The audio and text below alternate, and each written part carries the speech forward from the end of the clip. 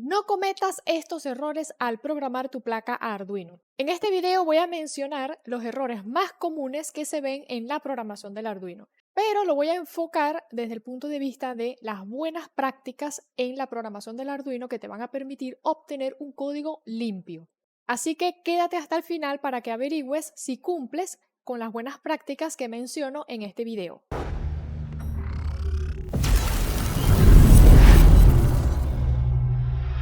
Escribir un código de manera clara y ordenada te va a permitir mejorar su calidad y fiabilidad. Esto va a facilitar la detección de errores y a su vez, si en el futuro queremos incorporar nuevas características, será mucho más fácil. Y a su vez, sentirás el deseo de compartir tu código a la comunidad. Esta historia debe ser contada tan clara que si abres el libro en cualquier punto, puedes de una vez adentrarte en la historia entendiendo todo el contexto y no tener que regresar al principio de la historia.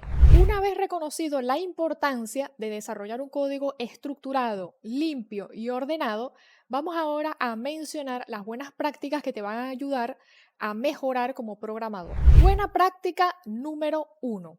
Sé coherente, nunca mezcles estándares de codificación. Cada lenguaje de programación tiene una serie de estándares y manera de codificación. Estos representan una forma uniforme y convencional para escribir un código en ese lenguaje particular. Estos estándares abarcan una serie de aspectos que hay que tener en cuenta a la hora de declarar variables, declarar funciones y muchos aspectos más a tener en cuenta en la programación. Seguir estos estándares de manera rigurosa nos permite tener un código estructurado y nos permite avanzar en el desarrollo del mismo, ya que tenemos una idea clara de hacia dónde vamos y cómo debemos visualizar nuestro propio código. Veamos este estándar que se usa en C++ para efectos de la nomenclatura de variables y funciones. Este estándar es ampliamente utilizado en la programación del Arduino. Veamos de qué se trata. Se llama Camel Case. ¿Qué significa esto? La primera palabra empieza en minúscula y después la siguiente palabra va a empezar en mayúscula, evitando el espacio entre ellas. Ejemplo, una variable que se llama motor position, declarado tipo entero, la palabra motor va en minúscula y la segunda palabra sin espacio, vemos que la primera letra de position, la letra P, está en mayúscula. Al igual que una función, ejemplo, control motor, control va en minúscula y después la primera letra de la segunda palabra en mayúscula, sin espacios, tal como podemos apreciar en la imagen, aunque deberían ser dos montañitas, ¿cierto? Bueno, esto es lo que se conoce como Camel Case. Veamos este estándar que se usa mucho en C, que se llama Snake Case. ¿Cómo sería este estándar? Se coloca las dos palabras o todas las palabras en minúsculas separadas con guión bajo. Ejemplo, motor, guión bajo, position, y en el caso de una función, control, guión bajo, motor. Estos son solo ejemplos, va a depender del nombre de su variable y el nombre de su función. Entonces se llama así porque concatenamos o unimos las diferentes palabras con un guión bajo. Sin embargo, en la programación del Arduino es mucho más frecuente esta forma, la de Camel Case. Ahora bien, ¿está mal usar Camel Case? No. ¿Está mal usar Snake Case? No. ¿Cuál sería el problema? El problema sería mezclar estándares en el mismo código. Ejemplo, en una parte del código usamos la modalidad de Snake Case, motor-position, y en otra parte del código usamos el otro estándar que es Camel Case. La idea sería utilizar el mismo estándar en todo el código del Arduino y de esta manera nos permite ser mucho más coherentes en nuestra codificación. Buena práctica número 2. Utilizar indentación. Escribir código sin indentación sería como escribir un cuento o una historia sin tener capítulos, es decir, contar todo de una vez. Imagínense una historia de 500 páginas donde no hay una división en la secuencia de la historia. Se hace muy difícil seguir toda la secuencia de la historia. Para entender esto, veamos un ejemplo. Veamos este fragmento de código que es para leer un pulsador considerando un tiempo de debounce. Podemos ver que todas las líneas de código, incluso los comentarios, están pegados del borde izquierdo. Es decir, no hay ninguna sangría.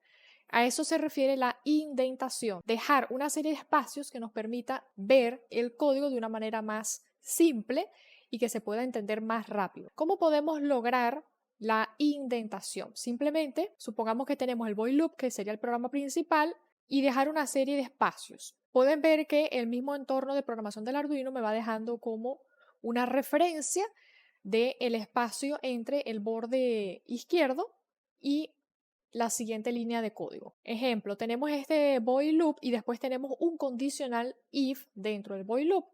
Entonces podemos dejar lo que está dentro del if con una sangría más allá. De esta manera podemos ver de manera más fácil lo que está dentro del condicional if. Y así con el resto de las sentencias. Una manera rápida de establecer esto puede ser, van a Tools y seleccionan Auto Formato. La manera rápida sería Control T. Una vez que le dan clic acá, pueden ver que automáticamente el resto del código se dispone de una manera con indentación, es decir, con la sangría y los espacios correspondientes que nos permite ver de manera rápida qué está dentro de cada condicional. Muchas veces cuando vemos código en internet y lo copiamos y lo pegamos, se copia en un formato que es un total desastre. Entonces, para que tenga un formato adecuado, rápidamente control T y aplican entonces la indentación para que su código sea más legible. Vamos con la buena práctica número 3. Trata sobre nombre de variables y funciones con significado, es decir, que tengan un significado como tal asociado a su función. Evitar el uso de variables tales como a, b, c, n, num, list, var. Son nombres de variables que no dicen nada, no dan ninguna referencia de la función que está cumpliendo dentro del código. Ahora bien, un nombre simple no significa corto. ¿Cuál sería la idea? La idea sería emplear nombres claros y sencillos de tal manera que sean fáciles de comprender, localizar y relacionar su función dentro del contexto de todo el código. A su vez, colocar un nombre adecuado tanto para variables como para funciones evita la necesidad de usar comentarios innecesarios, ya que la función y propósito de esa variable está claro con su nombre. Una regla muy útil que nos puede ayudar en el nombre de las variables y funciones es escribir tal como hablaría a un compañero o a un colega. Ejemplo, supongamos que necesitamos una variable que almacene la lectura de un sensor de temperatura. Daría a la función un nombre que refleje precisamente cómo se le comunicaría a ese compañero o colega. Ejemplo, get temperature reading. Es un nombre de función muy claro que nos da una referencia de qué es lo que está haciendo o qué es lo que va a hacer esa función. Ven el ejemplo o la manera errónea sería get tval. Es un nombre que no nos está diciendo nada. Puede ser que en el momento que estemos desarrollando el código sepamos qué hace la función, pero si en un futuro o al cabo de un año, 2 años, volvemos a revisar nuestro propio código, se nos va a hacer más difícil entender qué es lo que está haciendo esa función, hasta tanto vayamos a la misma y veamos qué es lo que está ejecutando. A su vez, si compartimos este código con la comunidad, otras personas van a ver el código y van a tener una referencia de qué está haciendo esa variable o esa función. Entonces, seguimos la regla útil de siempre utilizar o escribir su nombre tal como lo hablaríamos a un compañero o colega. Vamos con la buena práctica número 4. Se trata de separar acciones en funciones. Tenemos que, al revisar un fragmento de código, no es necesario que entendamos línea por línea, sino más bien su contexto general. ¿Cuál sería la idea? Mantener una función pequeña. ¿Cuál puede ser un criterio a utilizar? Para visualizar todo el contenido de una función no debería hacer falta hacer scroll en nuestro mouse, sino más bien poder visualizar todo su contenido en una sola ojeada. Podemos considerar incluso que no tenga más de 25 a 30 líneas de código. Si nuestra función tiene más de 25 a 30 líneas de código, podemos considerar incluso el hecho de separarla en dos funciones diferentes. Vamos con un ejemplo. Supongamos que tenemos este código, el cual trata de la lectura de un sensor de temperatura. Ahora bien, la temperatura se lee cada vez que presionamos un botón. Tenemos en el programa principal la lectura del botón y los condicionales que corresponden al tiempo de bounce para evitar o eliminar el rebote del mismo. Después, una vez que hemos leído y hemos verificado que el estado del botón es high, leemos la temperatura y mostramos en el monitor serie. ¿Cuál sería la idea? La idea sería separar estas funciones o estas acciones en diferentes funciones. Es decir, una función exclusiva para leer el botón y otra función exclusiva para efectos de la lectura de la temperatura. Veamos cómo podemos hacer esto. Simplemente toda la parte que corresponde a la lectura del sensor y mostrar su valor en el monitor serie lo incluimos en una subrutina. Ejemplo, he creado esta subrutina que se llama Get Temperature Reading. Se ejecutan los comandos asociados a la misma y se muestra en el monitor serie. Es lo único que hace esta subrutina.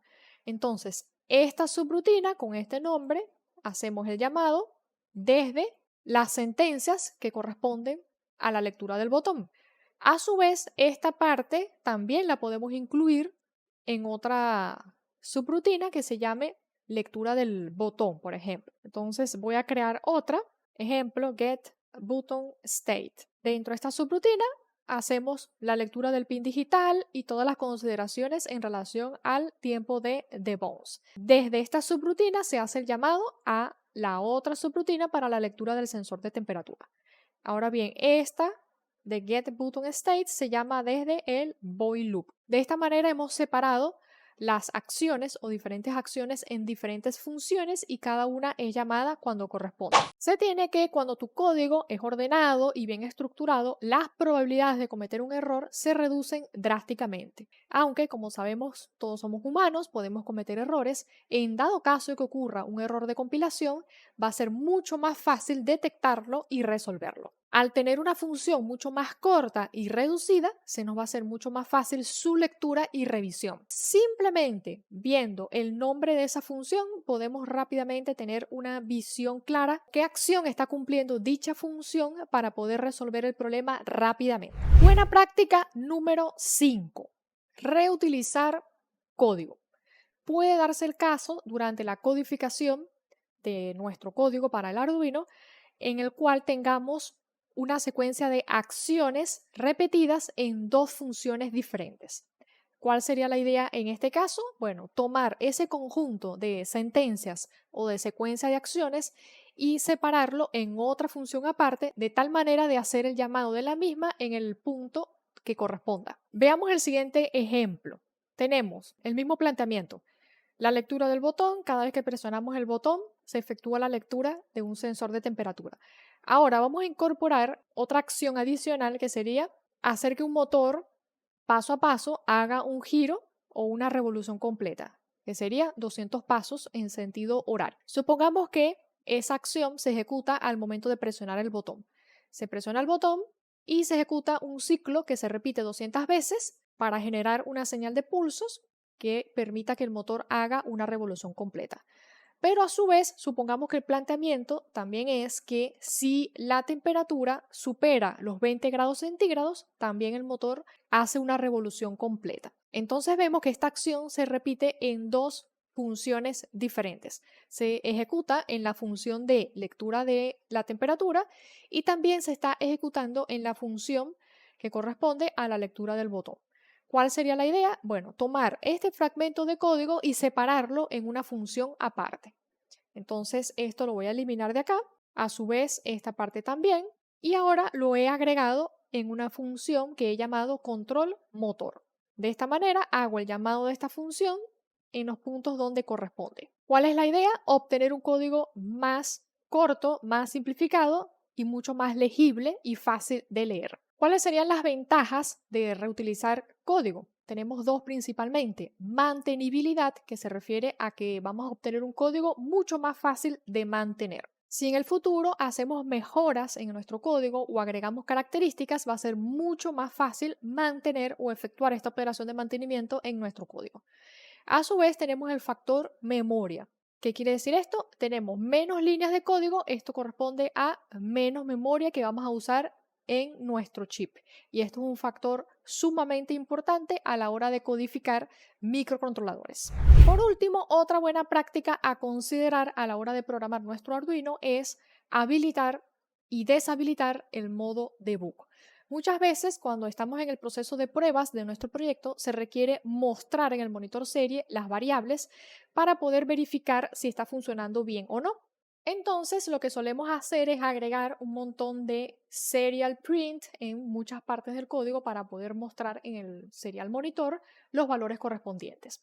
Ahora bien, puede ser que una vez que hemos superado esta etapa de pruebas, no haga falta imprimir en el monitor serie constantemente los valores de las variables. ¿Qué ocurre? Si imprimimos muchas veces en el serial monitor de manera innecesaria, estamos sobrecargando el microcontrolador, ya que la ejecución del comando como tal de serial print tiene un tiempo de ejecución y puede hacer más lento las otras funciones que se están ejecutando en nuestro código. Veamos una manera fácil de cómo podemos eliminar todas las sentencias o más bien deshabilitar las diferentes sentencias de serial print que hayamos agregado a nuestro código durante el proceso de pruebas. Pueden agregar este bloque de código al principio de su código de Arduino, que sería una definición para habilitar o deshabilitar el modo debug. ¿Qué ocurre? Si tenemos esta definición, se ejecutan estas sentencias, que puede ser debug print o debug print dec o debug print ln, ¿ok? Que en cada caso sería el comando al cual nos estamos refiriendo, que es serial.print. Caso contrario, si no tenemos esta definición, simplemente cada uno de estos comandos no tiene nada que ejecutar. ¿Qué vamos a hacer? Lo que vamos a hacer es comentar o no esta única línea de código y de esta manera habilitamos o deshabilitamos de manera rápida todos los serial print que hayamos agregado en nuestro código. Veamos un ejemplo en el código. He agregado el conjunto de líneas de código que les comenté. La idea sería, si queremos mostrar en el monitor serie, dejamos habilitado la línea número 2. Una vez que hemos completado todas las pruebas y ya no queremos mostrar nada en el serial monitor, simplemente colocamos esta línea en comentarios.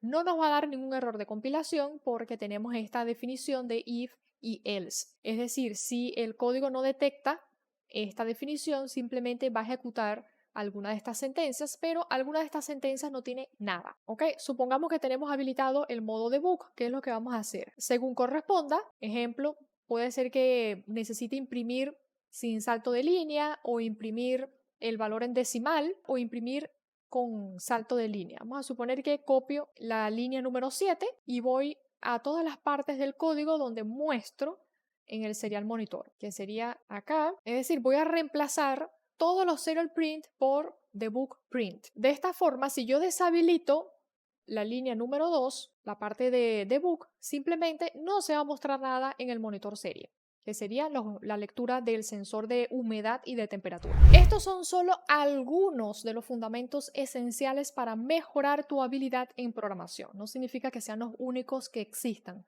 solo son varias de las recomendaciones para que te conviertas en un programador mucho más eficiente. De esta forma, simplificarás tus tareas a largo plazo y a su vez vas a ayudar a otros desarrolladores a entender tu código o que puedas entender tú mismo el código que hiciste mucho tiempo atrás.